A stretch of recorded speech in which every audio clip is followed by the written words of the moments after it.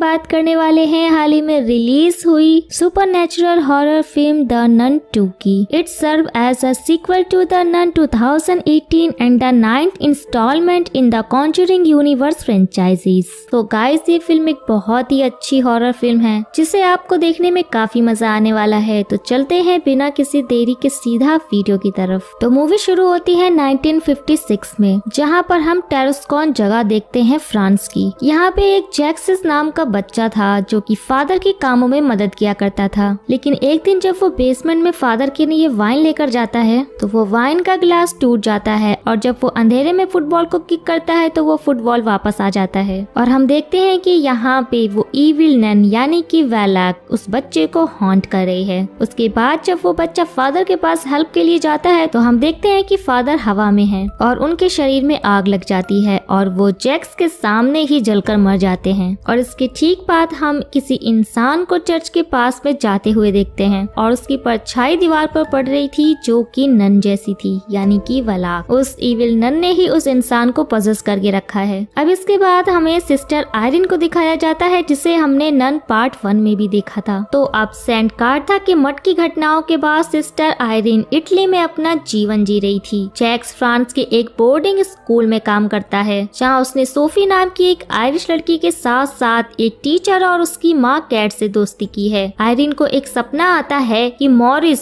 उसे बचाने के लिए हेल्प मांग रहा है और अगले दिन कार्डिनल द्वारा उसे यूरोप भर में हुई मौतों की जांच करने के लिए कहा जाता है। सिस्टर आयरिन सिस्टर डेब्रा के काफी क्लोज होती हैं। ये दोनों एक दूसरे से अपनी पास की लाइफ को डिस्कस कर रहे थे, जहाँ पर हम जान पाते हैं कि डेब्रा मिसिसिपी से है और जहाँ पर उसका घर जला दिया गया था और डेब्रा के भाई ने मिलिट्री ज्वाइन कर ली थी और उसे चर्च ज्वाइन करवा दिया गया। और वहीं पर आयरिन बताती है कि वो अपनी मॉम के बहुत ज्यादा क्लोज थी और उसकी मॉम काफी रिलीजियस थी। उनको कुछ विजन्स आते थे और आयरिन के पिता ने डॉक्टर को बुला के उसको अलग कर दिया और उसके बाद आयरिन ने भी चर्च ज्वाइन कर ली। अब यहाँ पर काफी सारे लोग मारे जा रहे थे और ये इविल नन वेस्ट की ओर बढ़ रही है। ये लोगों को मारते हुए अपनी जगह चेंज कर रही है। अब लोग अनुमान लगाते हैं कि इस इविल एंटिटी का ओरिजिन रोमानिया से हो सकता है, तो उसे अब जड़ से खत्म करना पड़ेगा। लेकिन आयरिन यहाँ पर इस काम को करने से मना कर देती है। लेकिन अब उनके अलावा इस तरह से इविल को हैंडल करने का एक्सपीरियंस किसी के पास नहीं था, क्योंकि उन्होंने पहले भी इविल नन के साथ लड़ाई लड़ चुकी है। अब आयरिन जब टॉर्स्कॉन की यात्रा के लिए निकल जाती है तो सिस्टर डेब्रा भी चोरी छुपे किसी की अनुमति के बिना उनके साथ निकल जाती है। अब दूसरी तरफ हम फ्रेंड्स में एक बोर्डिंग स्कूल को देखते हैं जहाँ पे मैडम लॉरेंट इस स्कूल को चलाती है। यहाँ पे केट नाम की एक टीचर है और उनकी बेटी है सोफी। अब सोफी एक बहुत ही अच्छी और प्यारी बच्ची है, लेकिन यहाँ पे कुछ ऐसी लड़कियां भी हैं जो कि सोफी को हमेशा बुली किया करती हैं। और यहाँ पर हम मॉरिस को भी देखते हैं जिसमें सिस्टर आयरिन को लास्ट में वैलाक से बचाया था और जिसको वैलाक ने पोजेस कर लिया था। और इस बोर्डिंग स्कूल में काफी काम मॉरिस किया करता है। आयरिन और डेब्रा अब फ्रांस पहुँच जाते हैं और यहाँ पर आते ही आयरिन को जैक्स के विजन्स आने लगते हैं, जहाँ पर उसने उसे एक क्रूसीफिक्स भी पकड़ाया था। यहाँ पर वो थोड़ी बहुत छानबीन करती है और वो इविल नन उसको बार बार हॉन्ट करती रहती है। और यहाँ पर उसे जैक्स मिल जाता है, लेकिन वो उसे कुछ नहीं बताता। वो कहता है कि हाँ, उसने उस शैडो को देखा था। यहाँ पर किताबों के पन्ने अपने आप ही पलटकर वैलाक का रूप ले लेते हैं और वो वैलाक सिस्टर आयरिन का गला पकड़ लेती है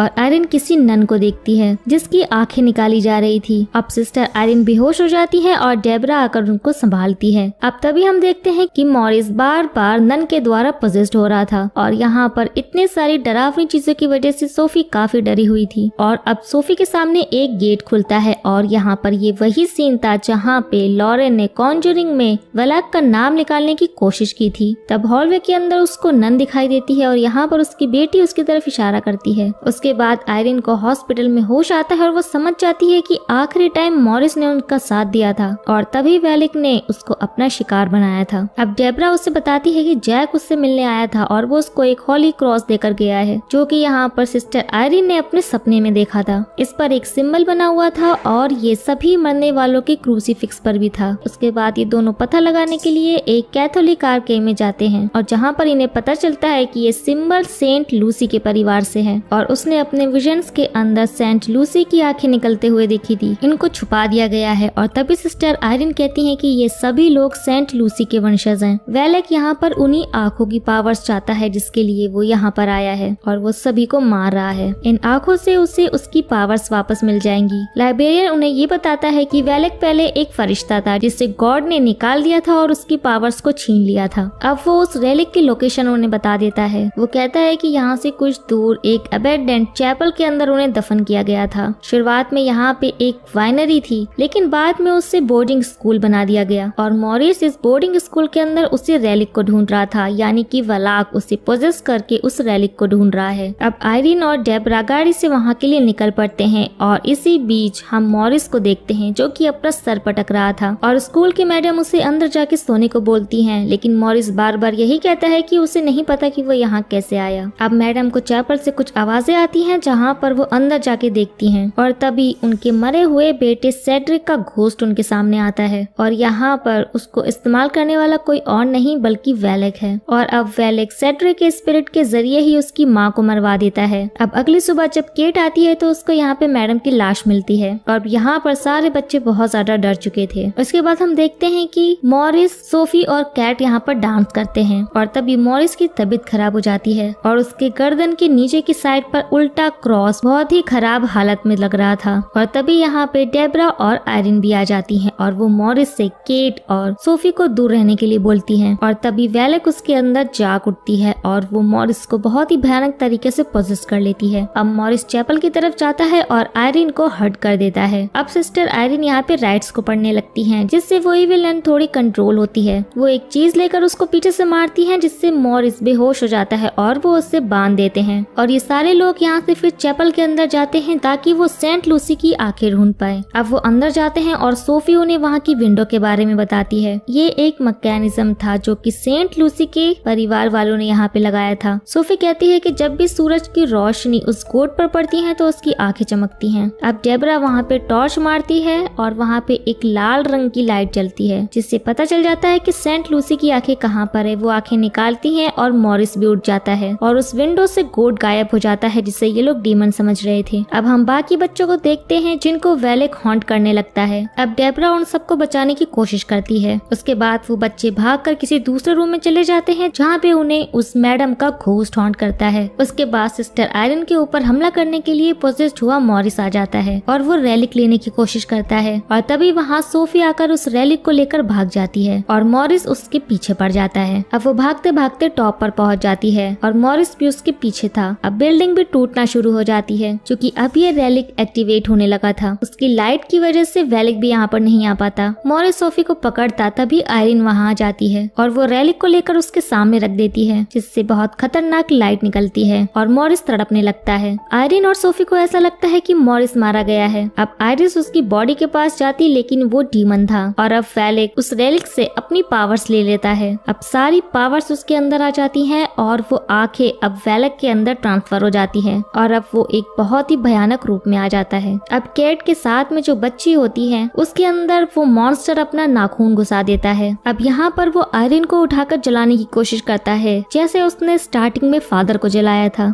लेकिन यहाँ पर तभी उसे अपनी माँ की याद आती है और यहाँ पर हम एक झलक लॉरेन वॉरेन की भी देखते हैं। अब इसके बाद सिस्टर आयरिन, उसकी माँ और लॉरेन वॉरेन की आंखें चमकती हैं जिसका मतलब है कि ये सब वंशज हैं सेंट लूसी के। अब उसकी खुद के अंदर शक्तियाँ होती हैं इसलिए वो आग को बुझा देती है। यहाँ पर सारा खेल फेथ का होता है। खुद पर विश्वास होना चाहिए, बल्कि खुद का विश्वास भगवान पर पक्का होना चाहिए और इसी फेथ की वजह से वो खुद को बचा पाती है। और अब वो वहाँ पे शराब बिखरती हुई देखती है तो उसे जल्दी ही ये एहसास होता है कि ये स्कूल कभी वाइनरी हुआ करता था और प्रार्थना के माध्यम से शराब को ईसा मसीह के खून में बदला जा सकता है। और अब यहाँ पे सिस्टर आयरिन और डेब्रा दोनों प्रे करने लगते हैं और वो वाइन यहाँ पे ईसा मसीह के ब्लड में बदल जाती है, एक होली ब्लड बन जाती है और इस वाइन से अब वेलिक जलकर खत्म हो जाता है। अब वो लोग फलाक को वापस से नर्क भेज देते हैं। अब मूवी के एंडिंग सीन में हम देखते हैं कि सब कुछ ठीक हो चुका था लेकिन मॉरिस को अभी भी इविल ने नहीं छोड़ा है। इसके बाद हमें एक पोस्ट क्रेडिट सीन भी दिखाया जाता है जहाँ पे हमें एन और लॉरेन वॉरेन को भी देखते हैं। उन्हें चर्च से कॉल आता है एक और केस के लिए, तो शायद यहाँ पे ये केस मॉरिस का ही होगा क्योंकि नन पार्ट 1 के लास्ट में हमने देखा था कि एड और लॉरेन वॉरेन मिलकर मॉरिस का एक्सॉर्सिज्म करते हैं, तो शायद ये सारी कहानियां यहाँ पे आपस में जुड़ती हैं। और अब हम यहाँ पे समझ तो पाते हैं कि ये इविल अभी भी खत्म नहीं हुआ है, यानी कि वलाक वापस नहीं गया। और इसी के साथ ये मूवी मूवी यहाँ पर एंड हो जाती है। सो गाइस, आपको ये वीडियो कैसा लगा हमें कमेंट करके जरूर बताइएगा। वीडियो